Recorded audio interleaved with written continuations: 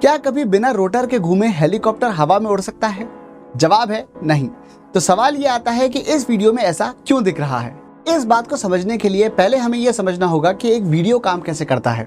दरअसल जब भी आप कोई वीडियो देखते हैं तो वो एक कंटिन्यूअस मोशन ना होके कई सारी फोटोग्राफ्स होती हैं जो कि बहुत तेजी से खींची जाती हैं और एक के बाद एक हमारी आंखों के सामने से निकलती हैं, जिससे हमें लगातार मोशन का भ्रम होता है।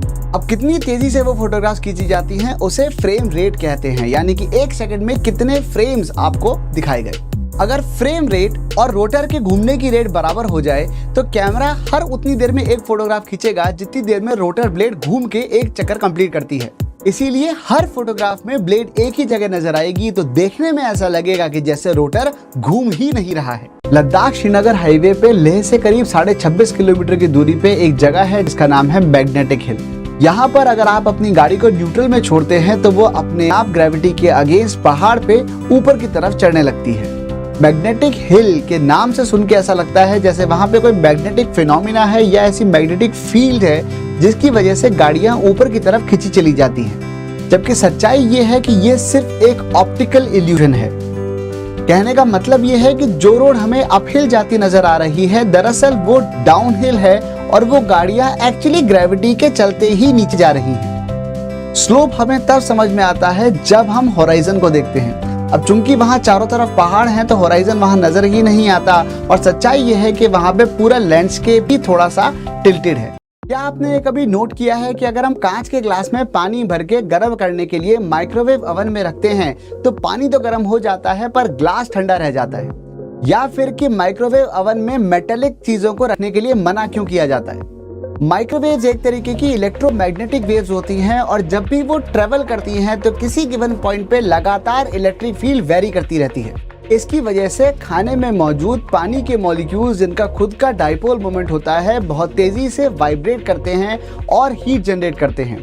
इसी वजह से खाना यूनिफॉर्मली गर्म होता है। अब चूंकि कांच के अंदर ऐसा कोई मॉलिक्यूल नहीं होता जिसका कोई डाइपोल मोमेंट हो, इसीलिए उसमें कोई वाइब्रेशंस नहीं होते और माइक्रोवेव्स उसे गर्म नहीं कर पाती। और अगर माइक्रोवेव ओवन के अंदर हम लोग एक मेटल का टुकड़ा रख दें तो उसके अंदर मौजूद फ्री इलेक्ट्रॉन्स इतनी तेज वाइब्रेट कर सकते हैं कि बहुत ज्यादा हीट जनरेशन की वजह से वहां पर एक्सप्लोजन भी हो सकता है। Objects in the mirror are closer than they appear. ये बात आपने अक्सर कार के रियर व्यू मिरर्स के ऊपर लिखी हुई देखी होगी। आइए जानते हैं कि ऐसा क्यों होता है। इसे समझने के लिए हमें ये जानना बहुत जरूरी है कि फील्ड ऑफ व्यू उस सारे रीजन को कहते हैं जो हमें मिरर के अंदर रिफ्लेक्शन में नजर आता है। क्योंकि प्लेन मिरर्स का फील्ड ऑफ व्यू काफी नैरो होता है और हम चाहते हैं कि पीछे का ज्यादा से ज्यादा रीजन नजर आए, इसीलिए रियर व्यू मिरर्स में कन्वेक्स मिरर का यूज किया जाता है। अब उतने ही बड़े मिरर के अंदर चूंकि हम लोग ज्यादा चीजें देख रहे हैं तो as compared to plane mirrors वो चीजें हमें छोटी नजर आती हैं। अब जब भी कोई चीज हमको छोटी नजर आती है तो हमारा कॉमन सेंस ये कहता है कि वो चीज हमसे दूर है, जबकि इस केस में जो गाड़ियां हैं वो छोटी दूरी की वजह से नहीं, मिरर के कन्वेक्स होने की वजह से नजर आ रही हैं। इसका मतलब वो उतनी दूर है नहीं जितनी दूर लग रही है। क्या आपको पता है कि एक्टिव नॉइज कैंसिलेशन हेडफोन्स काम कैसे करते हैं? मैं आपको बताता हूँ। दरअसल जब भी साउंड ट्रेवल करती है तो उसकी वजह से मीडियम में प्रेशर का वेरिएशन आता है जिसे ग्राफिकली ऐसे रिप्रेजेंट कर सकते हैं। जब भी यह साउंड वेव कान तक पहुंचती है तो उसकी वजह से कान का पर्दा वाइब्रेट करता है और हमें आवाज सुनाई देती है।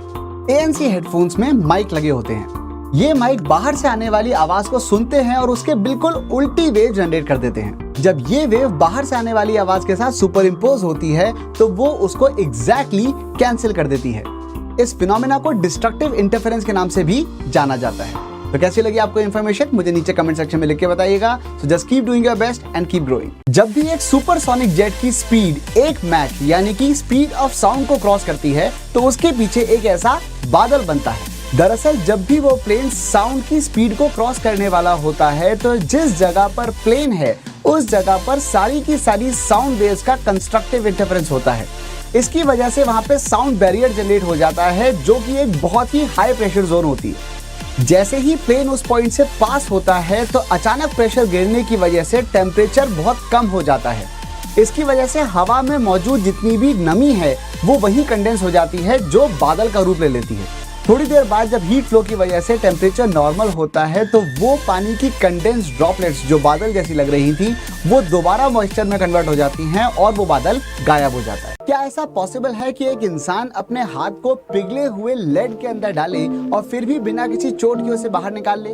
जी हाँ, कैसे, मैं आपको बताता हूँ। वैसे तो लिक्विड लेड का टेम्परेचर लेड के मेल्टिंग पॉइंट यानी 327 डिग्री सेल्सियस से ज्यादा ही होगा, लेकिन अगर वो इंसान लेड में हाथ डालने से पहले अपने हाथ को पानी में डाले और उसके बाद लेड में जल्दी से डाल के निकाल ले तो वो चोट से बच सकता है। इस फिनोमिना को लीडन फ्रॉस्ट इफेक्ट के नाम से जाना जाता है। इसके मुताबिक जब भी गीला हाथ गर्म मेटल के अंदर जाता है तो स्किन पे चिपका हुआ पानी बहुत तेजी से इवेपोरेट करता है। ये जो वेपर्स जनरेट होते हैं ये मेटल और स्किन के बीच में एक हीट बैरियर जनरेट करते हैं, जिसकी वजह से हाथ जलने से थोड़ी सी देर के लिए बचा रहता है। अक्सर हमें आसमान में उड़ते हुए एरोप्लेन्स के पीछे व्हाइट कलर की लाइंस नजर आती हैं। जब मैं छोटा था तो मुझे लगता था कि ये शायद इंजन से निकलने वाला धुआं होगा, मगर सच्चाई कुछ और है। दरअसल जो इंजन का एग्जॉस्ट होता है उसके अंदर ज्यादातर कार्बन डाइऑक्साइड और पानी होते हैं। जब एक एरोप्लेन क्रूजिंग हाइट पे होता है जो कि जमीन से करीब करीब 7 से 8 किलोमीटर ऊपर है तो वहाँ पे टेम्परेचर बहुत कम होता है, अमूमन -34 डिग्री सेल्सियस। इंजन से निकलने वाले एग्जॉस्ट के अंदर बहुत गर्म पानी जो होता है, जब भी वो इतनी ठंडी हवा के कांटेक्ट में आता है तो वो आते ही कंडेंस होता है, छोटी छोटी बूंदों में कन्वर्ट होता है और देखने में एक बादल जैसा लगता है। यही बादल दूर से देखने में लाइंस जैसे नजर आते हैं और इन्हें हम लोग कॉन्ट्रेल्स के नाम से भी जानते हैं। अगर आप किसी कंसेप्ट को बहुत अच्छे से समझना चाहते हैं तो उसका बेस्ट तरीका ये पाया गया है कि आप उस कंसेप्ट को किसी न किसी को समझा दीजिए। यूनिवर्सिटी ऑफ कैलिफोर्निया के साइकोलॉजिस्ट ने ये पाया है कि जब भी आप किसी को कोई कंसेप्ट समझाते हैं तो उसके लिए आपका दिमाग इंट्यूशंस की हेल्प से ऐसे लॉजिक फॉर्म करता है ताकि वो कंसेप्ट ज्यादा आसानी से समझाया भी जा सकता है और इसीलिए आपको भी वो कंसेप्ट ज्यादा आसानी से याद रहता है। इसका एक फायदा ये है कि अगर आपकी अंडरस्टैंडिंग में ही कोई गैप हो तो हो सकता है कि समझाते टाइम लॉजिक बिल्डिंग से ही वो गैप फिलअप हो जाए, या फिर अगर फिर भी वो गैप फिलअप नहीं होता है तो आप अपने टीचर या इंस्ट्रक्टर के पास जाके पूछ सकते हैं और उनसे अच्छे से समझ सकते हैं कि कहाँ पे क्या कमी रह गई थी। So I hope you like this learning hack. So just keep doing your best and keep growing. आपने मूवीज या वीडियोस में देखा होगा कि लोग आवाज से ग्लास तोड़ देते हैं। ये होता कैसे है, मैं आपको बताता हूँ। दरअसल जब भी साउंड हवा में ट्रेवल करती है तो हवा के पार्टिकल्स एक पर्टिकुलर रेट से वाइब्रेट करते हैं। इस रेट को साउंड की फ्रीक्वेंसी के नाम से जाना जाता है। अब हर मटेरियल की एक नेचुरल फ्रीक्वेंसी होती है जिस फ्रीक्वेंसी पे वो मटेरियल बहुत आसानी से वाइब्रेट कर सकता है। जैसे इस ग्लास की एक रेजोनेंट फ्रीक्वेंसी है जो आपको सुनाई देती है जब मैं इसे बजाता हूँ। अगर एक बहुत लाउड साउंड जिसकी फ्रीक्वेंसी एक ग्लास की नेचुरल फ्रीक्वेंसी के बराबर है उस ग्लास से टकराती है तो हो सकता है कि वो ग्लास इतनी जोर से वाइब्रेट करे कि अपने ब्रिटल नेचर की वजह से टूट जाए। इस फिनोमिना को रेजोनेंस के नाम से जाना जाता है। तो कैसी लगी आपको ये इन्फॉर्मेशन मुझे नीचे कमेंट सेक्शन में लिख के बताइएगा। तो just keep doing your best and keep growing.